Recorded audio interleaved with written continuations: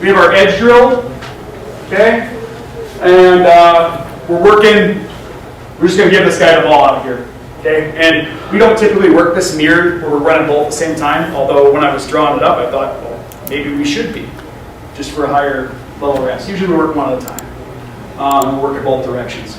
But we'll have these guys doing like a crack replace kind of thing. So we'll have the number one receiver coming down and cracking. This guy's got to open his mouth and yell crack to the guy inside so he doesn't get annihilated. And then he's got to become the lever, okay? If they're going to crack our leverage player, we got to replace him with a leverage player, okay? So that's kind of how we do that. Also, the safety then has an opportunity to run from depth here and make some open field tackle situations if the other guy doesn't get off of his block. There are 2 for 2 here, so a lot of times if this guy is an athlete, which most of the time he is, he'll be able to not get tackled by this first level. Okay? If these guys are animals, then maybe they're going to defeat your block and they're going to make a tackle, and that's great. We get excited. But on the other side, just working a stock instead of a crack. Okay, and we give that guy the freedom here within this drill to cut it between them or bounce it out and around wherever the space is at, and making that safety just operate in space. I think it's the toughest thing to do for a high school kid. To come from depth, take a good angle, and not overplay it, but not be, not do the dancing bear where you don't really do anything. Okay, because then the guys just make a cut and run around you. Try to find a medium there where they're not overplaying it, they're not doing the dancing bear where they don't make it tackle. Okay, next DB thing we did. Next thing we did here, DBs, our funnel squeeze stuff. This is when we're working our coverage. We have a variety of coverage. Not so much if you watched us play last year at all. We didn't have a variety of coverage because we couldn't. But we have some coverages that have a corner force or a cloud force. Okay, with that kind of relationship. Other kinds where we have a sky force with safety. And we're just working on the same kind of skill set as the crack replace or the stock tackle, but we're trying to make them work in space without those blockers. Where it's just now we've taken the 2 receivers blocking out of the equation, and now we're just getting down to ball carrier, tackler, get a good angle. Occasionally there's some kids that if they're just not where they need to be as far as getting off blocks, they never get to work this piece of it because they're working on getting off the block all the time.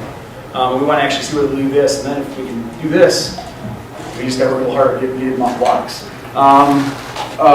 A way to modify this drill here too is we can kind of set the boundaries really tight, like it's close to a sideline, trying to get him to use that sideline to help him out a little bit. So maybe the guy only has a one-way go. He can only go one way, so you're going to make sure you put that head on the side he can get to, so you can try to cut him off and use that sideline to help out. I got one more drill here, and then please, if you have questions, just stop me and ask. In my head, this all makes sense as we do it. I want to make sure that I'm not missing something here. This is a good special teams one. You can do it with pads and without pads. It's more of an agility drill without pads, but it can be more of a tackling drill with. Okay, it's inside and front. It's the guidelines for these 2 guys are exactly what that name says. You got to keep this guy inside and in front of you. Okay, so when we do without pads, we go unpadded. Okay, this ball carrier come up, and these guys are, when the drill starts, are going to come down and try to converge, keeping him inside and in front. When we're unpadded, we tell the guy with ball carrier to work quickly side to side. Okay, maybe more than once, in a way that wouldn't necessarily be like you would in a game. You wouldn't have a guy going back and forth, not giving any ground. But he may come up, quick, try to put a move on a guy, go right, come back, try to shake him, come back left, and these guys got to work their hips side to side. Really good for kickoff and punt coverage, I think. I like it. We do this every Thursday, and usually one other time in the week at some point when we're working our coverage stuff. If we have guys that aren't helping us kick PATs and things like that, rather than just have them do the, where they're just going to throw the ball around the entire time, we get a group of them over and we'll do this stuff. So That's a really good one for unpadded, I think, for agility. And the kids will say that they really have to break down and use their feet. If we're padded, then we're just not going to do the side-to-side part. Okay, we're just not going to do the back and forth, kind of over-repping the side-to-side. We're going to tell the guy to carry the ball that you go up, you can make one move, and then go. And they got to make the tackle. So then you have two guys make the tackle. They're going to try to keep them inside and in front. Okay, and the beauty in this is that you got a second guy there. If he doesn't go down right away, he gets to work that ball loose, ripping the ball out, stuff, because he's the second guy to the party. Okay, so we'll get multiple ones of these set up. Okay, we'll get a group going over here, a group going over here. Usually run two groups. Yeah, coaches on each, and we can rotate them around and reload them. It's a good conditioner too. I mean, they're moving in space. Kids get breathing pretty hard, getting to work their conditioning and kind of a game type situation. So I've already had to start off rock. Defenders anywhere. About 10 to 15. Yeah, 10 to 15. We're not trying to have them run the whole distance they would on a kickoff. This is trying to get them out of that. They're coming down their lanes. Here comes the ball carrier. I'm breaking down, and I'm going to try to keep him inside and in front of me. And most of the time, if you do that, you won't miss the tackle. If he's a really good athlete, or maybe the kid isn't really good at wrapping up, they might struggle, but at least gives them a chance. Here's the one caution in this, because I remember this from last year. Kicking down and kind of got on his case because he wasn't closing the space at all. They go, Coach, he's inside in front of me. You're in straight down here, straight. Well, he is inside in front of him, yeah, but there's a 10-yard space between the two that he could have easily run through. So we want them to kind of squeeze it down. Technically, the kid was right. He was first. Yeah, hey, he's inside in front of me. Well, yeah, you could run to the sideline and be inside in front of you, technically. So we want them to kind of really close that space down. This is good for kickoff coverage.